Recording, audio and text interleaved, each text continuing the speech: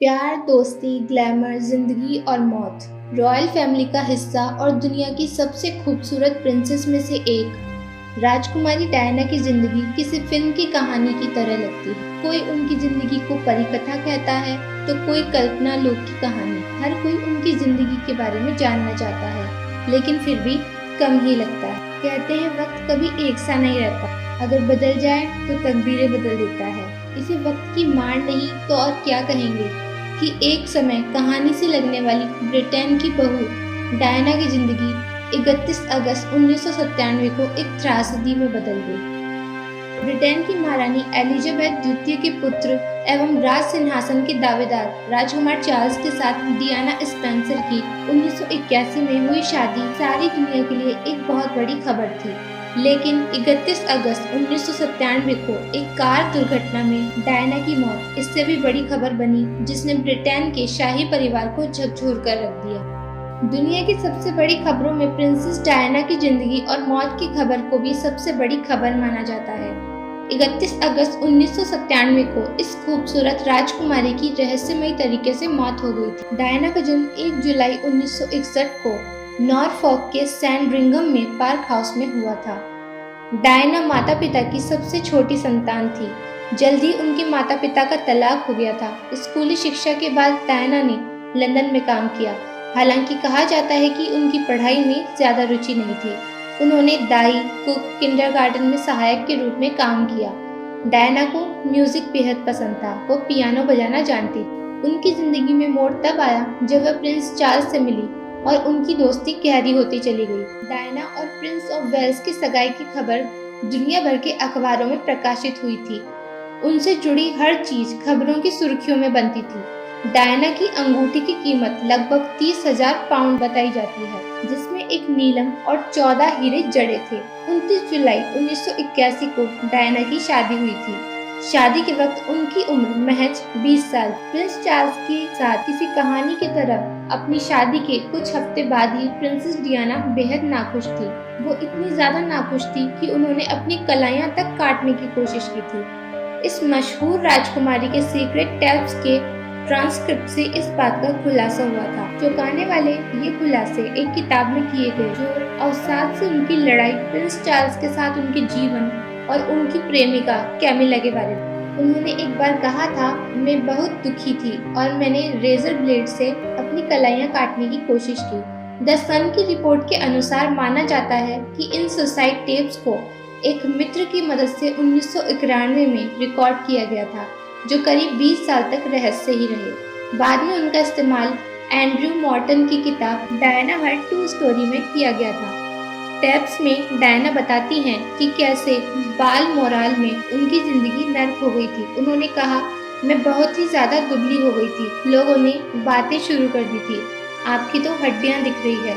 अक्टूबर 1981 तक में बहुत बुरी हालत थी। वो आगे कहती है, बारिश लगातार होती रही। मैं जल्दी ही इलाज के लिए वापस लंदन आ गई। इसलिए नहीं कि मुझे बालमोराल से नफरत थी, बल्कि इसलिए कि मैं बहुत बुरी हालत में। डायना ने बताया था कि कितनी जल्दी उनकी शादी बर्बाद हो गई थी। यह खुलासा भी करती हैं कि कैसे वो प्रिंस चार्ल्स के प्यार में अपनी प्रतिद्वंदी कैमिला पार्कर बोवेस को ढूंढती थी। यहाँ तक कि वह अपनी शादी में भी कैमिला को ढूंढ रही थी। उन्होंने खुद कहा था कि मैं शादी में भी कैमिला को ढूंढ रही थी।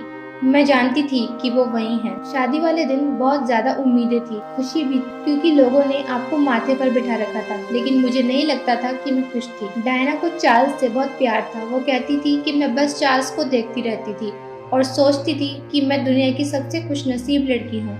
चार्ल्स मेरी देखभाल करेगा। क्या मेरा ऐसा सोचना गलत था? शादी के 1 साल के अंदर ही उन्होंने प्रिंस विलियम्स को जन्म दिया।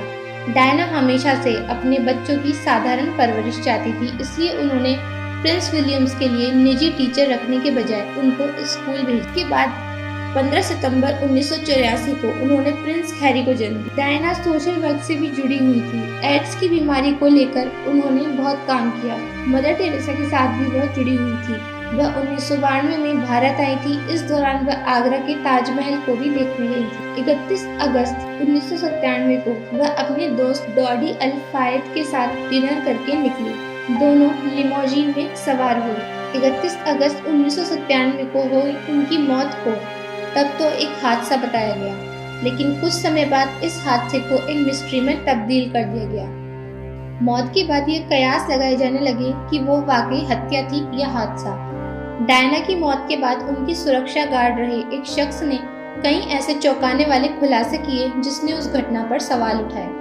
डायना के बॉडीगार्ड ली सैनसम ने डेली स्टार को दिए एक इंटरव्यू में बताया था कि राजकुमारी डायना पर ब्रिटिश खुफिया एजेंसी MI6 की नजर बनी हुई थी।